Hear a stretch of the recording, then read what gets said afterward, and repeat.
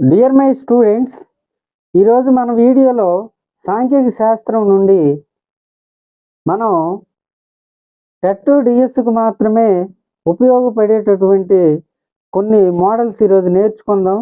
ముఖ్యంగా సాంఖ్యక శాస్త్రంలో మనం సగటు, రెండవది మధ్యగతము, 3 బాహుళకం, ఈ మూడిటి గురించి మనం ఈ వీడియోలో నేర్చుకుంటాం. అయితే సగటుకు సంబంధించి మనం ఒక 10 లేదా 12 మోడల్స్ నేర్చుకుందాం.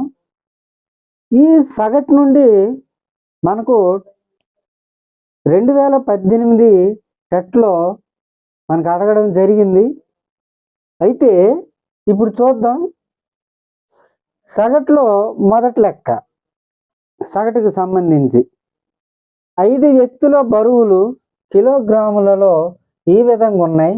అయితే వ్యక్తి యొక్క సగటు బరువు కనుక్కోండి. మనకు సగటుకు సూత్రం ఏంటంటే సగటు ఈజ్ ఈక్వల్ టు రాసుల మొత్తం బై రాసుల సంఖ్య. ఈ వీడియో కేవలం నాన్ మ్యాథ్స్ అభ్యర్థులను దృష్టిలో పెట్టుకొని ఈ వీడియో చేయడం జరుగుతుందండి. రాసుల మొత్తం మనకు దత్తాంశంలోని రాసులు మొత్తం ఎన్నండి? ఇవి 1, 2, 3, 4, 5. ఇప్పుడు రాసుల మొత్తం అంటే మనం ఈ 5ని మనం కలపాలి. రాసుల మొత్తము బై రాసుల సంఖ్య అంటే ఇప్పుడు ఎన్ని ఉన్నాయండి? 1, 2, 3, 4, 5. అంటే రాసుల మొత్తం అంటే 55 plus 67 plus 61 plus 70 plus 72 whole by రాసుల సంఖ్య 5. మీరు కాంపిటేటివ్ ఎగ్జామ్లో ఇలా చేయకుండానే మీరు డైరెక్ట్గా చేయొచ్చండి. 2 ప్లస్ 0 2 ప్లస్ 1 3 3 ప్లస్ 7 10 10 ఉన్నది అంతా 15 1 8 7 15 6 21 27 5 32 ఈ విధంగా చేయొచ్చండి. 325/5 5 చేత పోతుంది చూడండి. 5 6ల 30, ఇంకా 2 మిగులుతుంది. ఎంత అవుతుంది? 25 అవుతుంది. 5 5ల 25. కావున ఆప్షన్ 3 రైట్ అవుతుందండి. నెక్స్ట్ రెండవది చూడండి. ఇది చాలా మోస్ట్ ఇంపార్టెంట్ అండి. 10 పరిశీలనాంశముల సగటు 60గా గుర్తించబడినది. తరువాత పరిశీలనలో ఒక అంశం విలువ 46కి బదులుగా 64గా తీసుకుబడినట్లు కనుగొనడమైనది. అయితే సరి అయిన సగటు ఎంత? చాలా సింపుల్ అండి. ఇక్కడ 10 పరిశీలనాంశముల సగటు 60 అంటే 10 × 60 ఈజ్ ఈక్వల్ టు 10 60ల 600. అయితే ఇక్కడ ఒక అంశం విలువ 46కి బదులుగా 64 అంటే దీన్ని ఏం చేయాలి? 64 నుంచి 46ని తీసివేయాలి. తీసివేస్తే ఎంత? 8 18. అంటే అప్పుడు ఏమవుతుంది? 600 మైనస్ 18 తీసివేస్తే ఎంత అండి? 2 8 5 582. చివరగా వాడేమన్నాడు? అయినా సరి అయిన సగటు ఎంత? సగటు రాసుల మొత్తము బై రాసుల మొత్తం అంటే ఎంత అవుతుందండి? 582 బై రాసుల సంఖ్య 10/10 అంటే ఇక్కడ ఒక 0 ఉంది కనుక ఏమొస్తుంది మనకు ఆన్సరు? 58.2. అంటే ఒక 0 ఉంది కనుక పాయింట్ తర్వాత ఒక స్థానం తర్వాత మనం పాయింట్ పెట్టుకుంటాం. అదే 2 సున్నాలు ఉంటే పాయింట్ ఎక్కడికి వస్తుంది? 3 సున్నాలు ఉంటే పాయింట్ ఎక్కడికి వస్తుంది? అయితే ఇక్కడ ఆప్షన్ 58.2 కనుక ఆప్షన్ 2 రైట్ ఆన్సర్ అవుతుంది. అలాగే మూడవది మొదటి 5 సహజ సంఖ్యల సగటు. మనకి ఇక్కడ 4 ఆప్షన్స్ ఇవ్వబడ్డాయి. ఒకసారి చూద్దాం.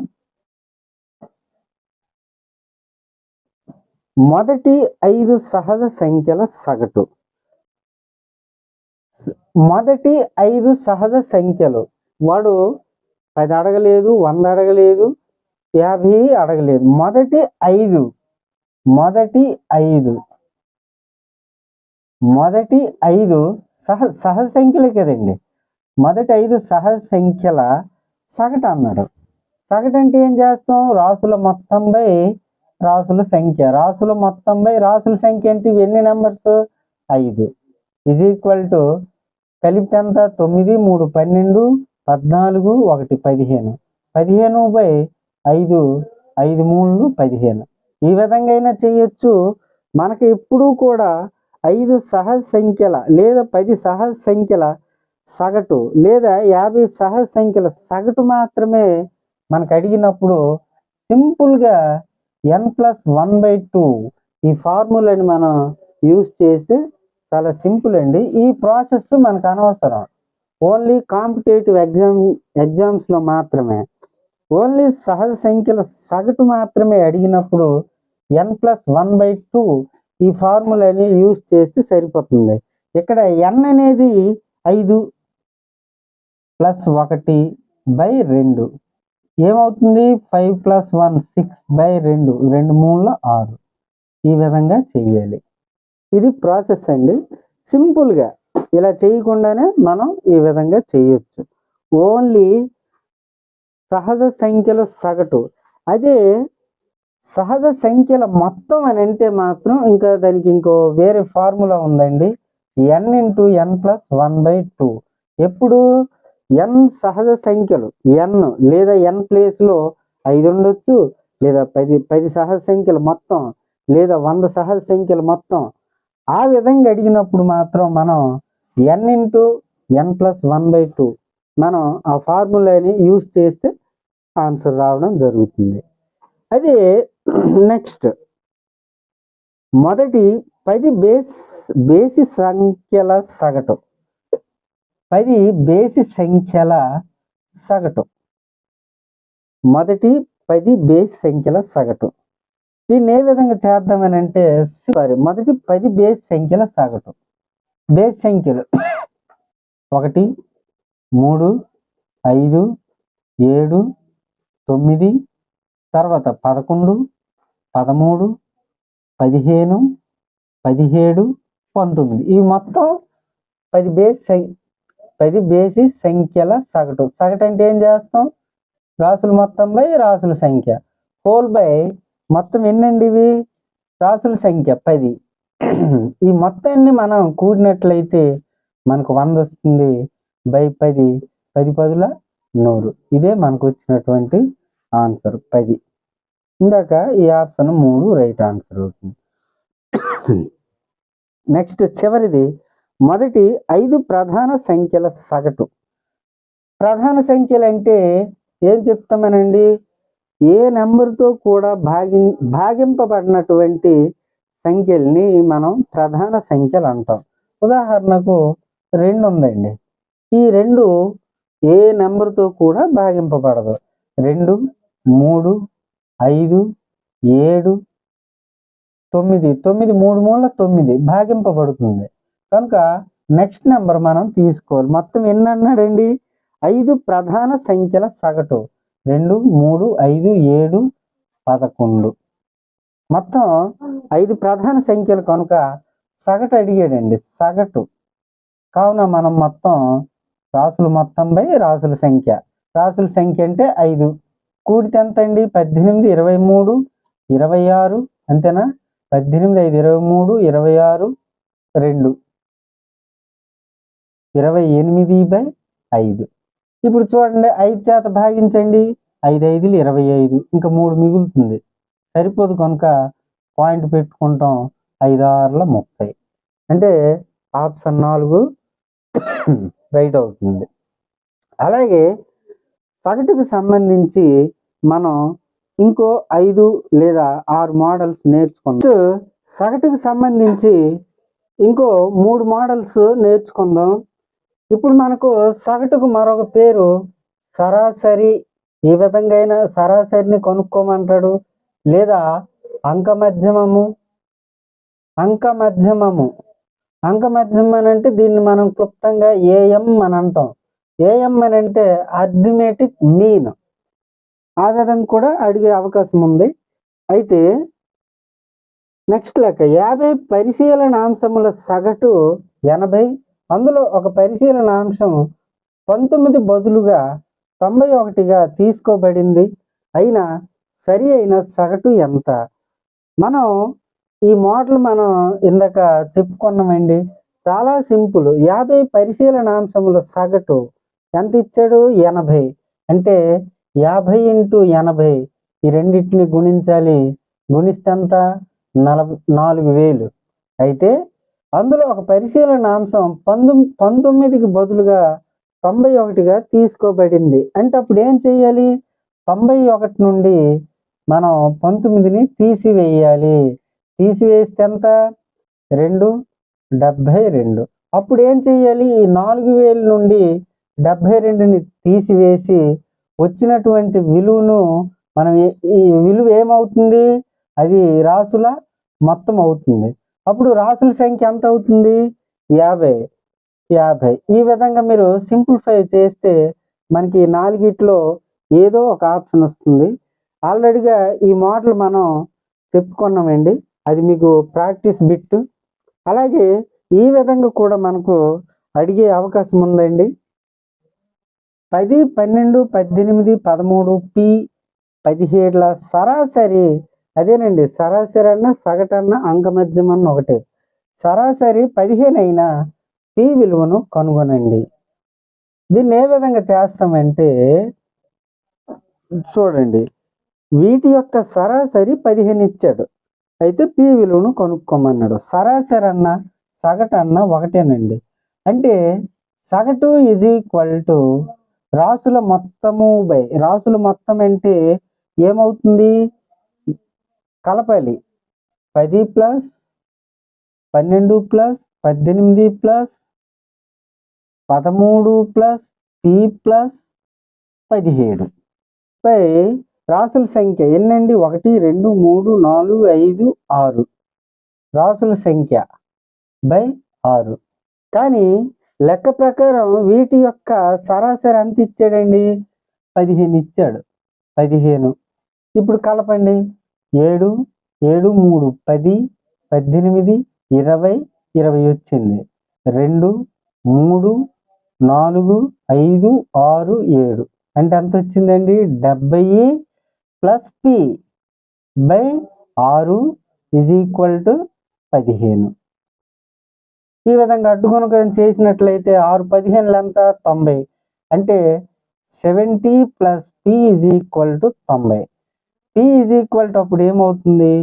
90 - 70 తీసివేస్తే ఎంత? P తీసివేస్తే 90 నుండి 70 తీసివేస్తే ఎంత? 20. కావున ఆప్షన్ 2 రైట్ అవుతుంది. ఇది కేవలం నాన్ మ్యాథ్స్ అభ్యర్థులను దృష్టిలో పెట్టుకుని మీకు ఈ వీడియో చేయడం జరుగుతుందండి. అలాగే నెక్స్ట్ A+2, A-2ల అంక మధ్యమము లేదా AM కనుక్కోమంటాడు. అంక మధ్యమము అంటే అర్థమెటిక్ మీన్. అంక మధ్యం అన్నా సగటన్నా సరాసరి అన్నా AM అన్నా ఒకటే. ఫార్ములా ఏంటండి? రాసుల మొత్తం బై రాసుల సంఖ్య. రాసుల మొత్తం అంటే ఏమవుతుంది? A+2 A-2 బై రాసుల సంఖ్య 1, 2, 3 +2 -2 పోతాయి. +A 3A/3 3 1లు అంటే మనకి ఎంత వచ్చింది? A. దాని యొక్క answer A. Option 1 right answer అవుతుంది. అలాగే ఇది చూడండి, ఇటువంటి మోడల్ మనకు 2018 ఏపీ టెట్లో అడగడం జరిగిందండి. 2018 ఏపీ టెట్ ఈ విధంగా అయినా అడగొచ్చు, లేదంటే ఈ విధంగా కూడా అడగొచ్చు. చాలా సింపుల్ అండి. అయితే ఈ విధంగా అనే గణన చిహ్నం యొక్క విలువ మనకు ఆప్షన్స్ 4 ఇచ్చాడండి. ఇప్పుడు చూడండి, ఎన్ని గీతలు ఉన్నాయి? 1, 2, 3, 4 అడ్డు గీత మొత్తం ఎంత అవుతుంది? 5. ఇవి 2. 5 + 2 ఎంత? 7 అవుతుంది. కనుక ఆప్షన్ 2 రైట్ అవుతుంది. మళ్ళీ రివర్స్లో ఈ విధంగా అడుగుతాడు. 9 అనే సంఖ్య యొక్క గణన చిహ్నం లేదా 9ను ప్రాతినిధ్యపరిచే గణన చిహ్నం. ఆ విధంగా కూడా అడగొచ్చు. లేదా 11 లేదంటే 7. 11 అనే సంఖ్య యొక్క లేదా 7 అనే సంఖ్య యొక్క గణన చిహ్నం. ఇదే ప్రశ్న మనకు 2018 ఏపీ టెట్లో అడగడం జరిగింది. 9 ఇందులో ఇక్కడ 4 ఆప్షన్స్ ఉన్నాయి. ఇవెన్నండి ఇవి? మొత్తం 5. ఇవెన్నండి ఇవి? 4. కలిపితంతా 9. కావున ఆప్షన్ 1 రైట్ ఆన్సర్ అవుతుంది. అలాగే మనకి ఇక్కడ సాంఖ్యక శాస్త్రంలో మనకు వ్యాప్తికి సంబంధించిన లెక్క కూడా అడగడం జరుగుతుందండి. వాటికి సంబంధించినవి మనం ఒక 2 లెక్కలు నేర్చుకుందాం. వ్యాప్తికి సంబంధించి మనం ఒక మోడల్ చూద్దాం. ఈ విధంగా కూడా మనకు టెట్ డిఎస్సిలో అడిగే అవకాశం ఉందండి. 9వ తరగతిలో 20 మంది బాలికల ఎత్తు సెంటీమీటర్లలో దిగువ ఇవ్వబడ్డాయి. ఈ విధంగా ఇక్కడ మనకు 3 ప్రశ్నలు ఉన్నాయండి. క్రింది ప్రశ్నలకు సమాధానాలు రాయండి. అయితే ఇక్కడ దత్తాంశం యొక్క వ్యాప్తి ఎంత అని అడిగాడు. వ్యాప్తికి సూత్రం ఏంటంటే వ్యాప్తి ఈజ్ ఈక్వల్ టు గరిష్ట విలువ మైనస్ కనిష్ట విలువ. ఇందులో మనకు గరిష్ట విలువ అంటే పెద్ద సంఖ్య. ఇందులో చూడండి మనకి ఇక్కడ గరిష్ట విలువ 162. అలాగే కనిష్ట విలువ చూడాలి, ఇక్కడ కనిష్ట విలువ 139. తీసివేస్తే ఎంత? 2. అంటే మనకి ఎంత వచ్చింది ఇక్కడ వ్యాప్తి? 23. ఈ విధంగా చెయ్యాలి. వ్యాప్తి ఏం లేదండి, గరిష్ట విలువ మైనస్ కనిష్ట విలువ. అలాగే ఇక్కడ 150 సెంటీమీటర్ల కంటే తక్కువ ఎత్తు కలిగిన విద్యార్థులందరూ, అలాగే ఇక్కడ 150 సెంటీమీటర్ల కంటే ఎక్కువ ఎత్తు కలిగిన విద్యార్థులందరూ. ఇక్కడ 150 సెంటీమీటర్ల కంటే తక్కువ ఎత్తు, 150 సెంటీమీటర్ల కంటే తక్కువ అంటే 1, 2, 3, 4, అలాగే 5, 6, 7, 8, 9, 10. మొత్తం ఎంతమంది? 10 మంది. అలాగే 150 సెంటీమీటర్ల కంటే ఎక్కువ ఎత్తు కలిగిన విద్యార్థులు, 150 సెంటీమీటర్ల కంటే ఎక్కువ అంటే 1, అలాగే 2, 3, 4, 5, 6, అలాగే 7, 8, మొత్తం 9 మంది. అంటే ప్రశ్న మనకు ప్రశ్న ఈ విధంగా ఇచ్చి ఈ మూడిట్లో మనకు ఏదో ఒక ప్రశ్న అడగడం జరుగుతుంది. లెక్క ఆ విధంగా ఇస్తూ దత్తాంశం యొక్క వ్యాప్తి అడగొచ్చు. లేదంటే రెండవది 150 సెంటీమీటర్ల కంటే తక్కువ ఎత్తు కలిగిన విద్యార్థులందరూ, ఈ విధంగా అడగొచ్చు. లేదా మూడో ప్రశ్న ఈ విధంగా కూడా అడగొచ్చండి. ఈ మూడిట్లో మనకు ఏదో ఒక ప్రశ్న అడగడం జరుగుతుంది. ఇటువంటి మోడల్స్ అన్నమాట. ఇదే ప్రశ్న అడుగుతాడని గ్యారంటీ లేదు, కానీ మోడల్స్ ఈ విధంగా అన్నమాట. నెక్స్ట్ మనం మధ్యగతం గురించి నేర్చుకుందాం. ఇప్పుడు మధ్యగతం మనం ఇంగ్లీష్లో మీడియన్ అని అంటాం. అయితే ఇంతకు మధ్యగతం అని అంటే దత్తాంశంలోని రాసులను ఆరోహణ క్రమంలో కానీ అవరోహణ క్రమంలో కానీ రాసినప్పుడు ఈ మధ్యమ రాశినే మనం మధ్యగతం అని అంటాం. ఉదాహరణకు మనం ఈ 2 మోడల్స్ ఒకసారి చూద్దాం. మనకి ఇచ్చినటువంటి లెక్క ఈ విధంగా ఉన్నప్పుడు వాడు ఏమన్నాడు? రాసుల మధ్యగతాన్ని కనుగొనండి. అయితే మధ్యగతాన్ని మనం కనుగొనేటప్పుడు ఇచ్చినటువంటి దత్తాంశాన్ని మనం ఆరోహణ క్రమంలో కానీ లేదా అవరోహణ క్రమంలో కానీ రాయాలి. ఆరోహణ క్రమంలో రాద్దాం. ఆరోహణ క్రమం. ఆరోహణం అంటే ఇక్కడ చిన్నది నుండి పెద్దది, అంటే చిన్న సంఖ్య నుంచి పెద్ద సంఖ్య అని దాని యొక్క అర్థం. ఇక్కడ చిన్నది ఏది ఉంది? 5. దాని తరువాత 21, 21 తర్వాత ఇక్కడ 36, తర్వాత 42, 42 తర్వాత ఇక్కడ 56, తర్వాత 72. అంటే మనం ఇప్పుడు దీన్ని ఆరోహణ క్రమంలో రాసాం. అయితే మధ్యగతం అంటే ఏం చెప్పుకున్నాం? ఇచ్చిన రాసులను మనం ఆరోహణ క్రమంలో కానీ అవరోహణ క్రమంలో కానీ రాసినప్పుడు మధ్యమ విలువని మనం మధ్యగతం అని అంటాం. 81. ఇప్పుడు చూద్దాం, మధ్యలో ఉన్నటువంటి రాశినే మనం మధ్యగతం అని అంటాం. ఇటువైపు 3 నెంబర్స్, అటువైపు 3 నెంబర్స్. అంటే ఇక్కడ మధ్యగతం ఏమవుతుంది? మధ్యగతం 42 అవుతుంది. లేదా ఇంకో విధంగా మనం ఏ విధంగా చెయ్యొచ్చనంటే, మొత్తం ఇక్కడ నంబర్స్ ఎన్నండి? 1, 2, 3, 4, 5, 6, 7.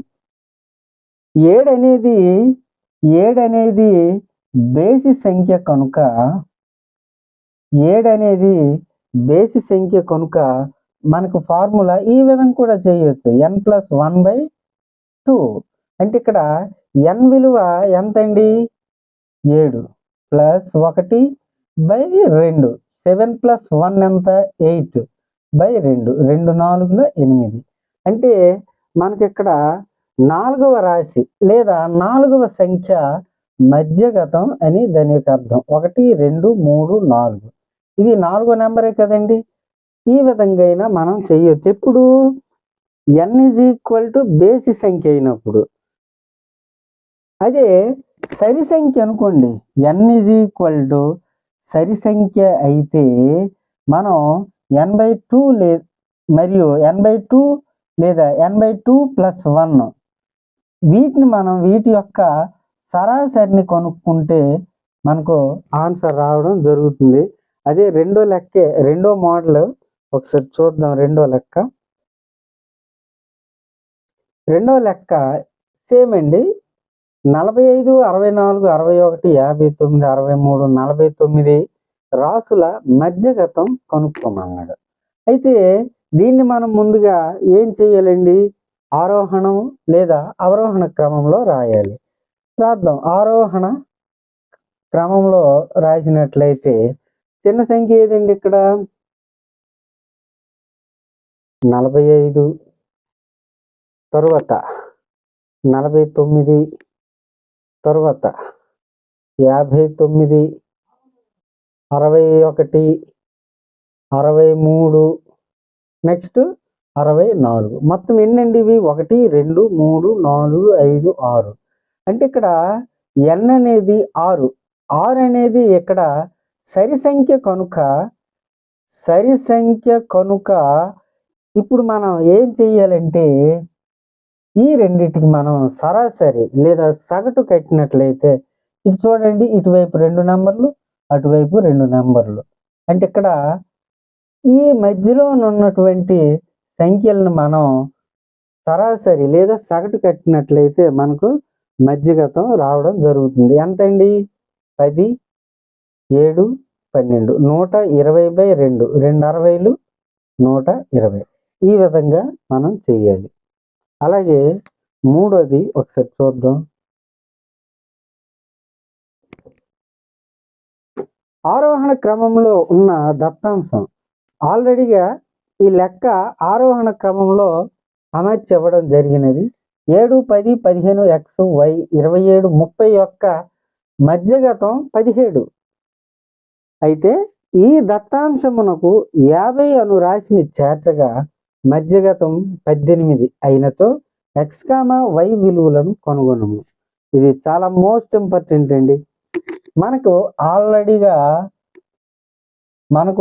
ఆరోహణ క్రమంలో మనకు ఆ లెక్క ఇవ్వడం జరిగింది. 27, 30. చూడండి, 7, 10, 15, x, y, 27, 30. అయితే వీటి యొక్క మధ్యగతం 17 అన్నాడండి. ఒకసారి చూద్దాం. ఇటు 3, ఇటు 3. అంటే మధ్యలో ఇక్కడ ఏముందండి? మధ్యగతం ఎంత అవుతుంది? ఎక్స్. మధ్యగతం ఇక్కడ మధ్యగతం ఏమవుతుంది? ఎక్స్. కానీ లెక్క ప్రకారం వీటి యొక్క మధ్యగతం 17. ఓకేనండి. అంటే మనకి ఇక్కడ ఎక్స్ వాల్యూ మనకు ఆల్రెడీ తెలిసిపోయింది. వాడు ఇంకోటి ఏం అడిగాడు ఇక్కడ, ఈ దత్తాంశమునకు 50 అను రాశిని చేర్చగా అంటే ఈ దత్తాంశమునకు అంటే ఏమి ఇచ్చాడు? 7, 10, 15, తర్వాత ఎక్స్ అంటే మనకి ఇక్కడ 17, అలాగే వై 27, 30. ఈ దత్తాంశాన్ని మనం 50ని మనం చేర్చమన్నాడు కనుక. అయితే ఈ 50 అను రాశిని చేర్చగా అప్పుడు మధ్యగతం ఏమవుతుందంట? 18 అవుతుంది. అంటే వీటి యొక్క మధ్యగతం 18. అంటే చూద్దాం ఒకసారి. ఇటు 3 సంఖ్యలు 1, 2, 3. అంటే ఇక్కడ మధ్యలో ఉన్నటువంటి సంఖ్య అప్పుడు ఏమవుతుంది? 1, 2, 3, 4, 5, 6, 7, 8. అంటే ఇక్కడ n = 8. ఇది సరి సంఖ్య కనుక ఈ మధ్యలో ఉన్నటువంటి రాసులను మనం ఏం చెయ్యాలి? సరాసరి కట్టాలి. 17 + y/2 అంటే రాసులు మొత్తం బై రాసుల సంఖ్య. కానీ లెక్క ప్రకారం వీటి యొక్క మధ్యగతం 18.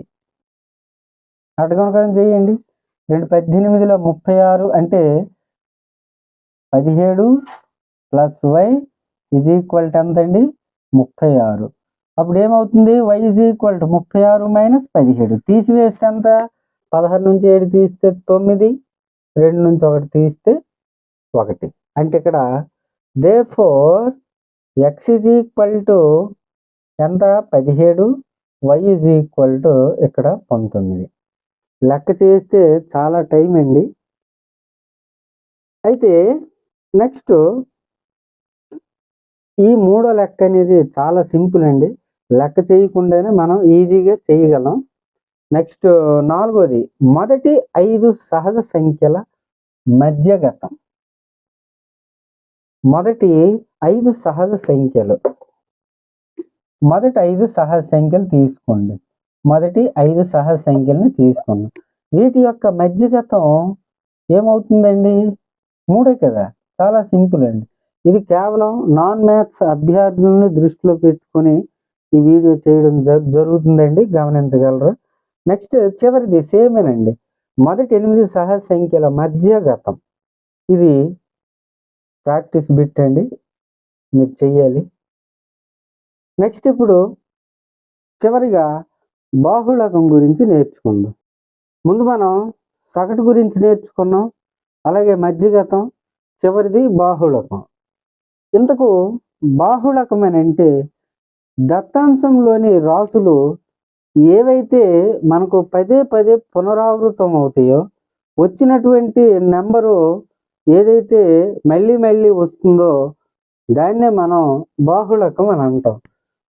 ఇక్కడ ఉదాహరణకు మనం ఈ లెక్క చూసుకున్నట్లయితే ఇక్కడ చూద్దాం. 32, 23, 34, 25, 34, 43, 34, 32, 33, 34. ఇది మనకి ఇచ్చినటువంటి లెక్క. అయితే ఇక్కడ 32 మనకు ఎన్నిసార్లు వచ్చాయి ఒకసారి చూద్దాం. 1, 2, 2 టైమ్స్ అంతే. అలాగే 23 చూద్దాం. 23 ఓన్లీ 1 టైం, అవసరం లేదు. 34 చూద్దాం. 1, 2, 3, 4. అలాగే 25 చూసుకున్నట్లయితే ఎక్కడ లేదు. అలాగే 43 సింగిల్. మనకి ఈ దత్తాంశంలోని మనకి ఏ నెంబర్ అండి రిపీట్ అయ్యింది? 34. అంటే ఇక్కడ చూడండి, 34, 34, 34. ఏవైతే నెంబర్స్ మనకు ఎక్కువ సార్లు పునరావృతం అవుతాయో వాటినే మనం బాహుళకం అని అంటాం. నెక్స్ట్ రెండో లెక్క మనం చూసుకున్నట్లయితే 25, 32, 30, 25, 24, 32, 25, 24, 32. వీటి యొక్క బాహుళకం కనుక్కోమన్నాడు. చూడండి 25 ఎన్ని ఉన్నాయో ఒకసారి చూద్దాం. 25 1, 2, 3. ఓకే, 25 3. అలాగే 32 చూద్దాం. 32 1 2 3 32 3 30 ఏమైనా ఉన్నాయా? లేవు. నెక్స్ట్ 24 2 ఉన్నాయి. 24 2 ఉన్నాయి. ఓకేనండి. అయితే ఇక్కడ 25 3 సార్లు వచ్చాయి. 32 కూడా 3 సార్లు వచ్చాయి. అంటే ఈ రెండు కూడా సమానంగా వచ్చాయి కనుక ఈ దత్తాంశం యొక్క బాహుళకం ఏమవుతుందంటే 25 ఒకటి అవుతుంది, 32 ఒకటి అవుతుంది. ఇందులో బాహుళకం ఏదండి? 25 32. ఇవి మనకు పదే పదే పునరావృతం అయ్యాయి. అయితే ఈ 25 అనేది 3 సార్లు వచ్చింది, 32 అనేది 3 సార్లు వచ్చింది కనుక వాటి యొక్క బాహుళకం 25 ఒకటి 32 ఒకటి. అలాగే మూడోది మొదటి 10 సహజ సంఖ్యల బాహుళకం కనుగొనండి. అయితే ఇక్కడ మొదటి 10 సహజ సంఖ్యలు 1 2 3 4 5 ఈ విధంగా 10 వరకు.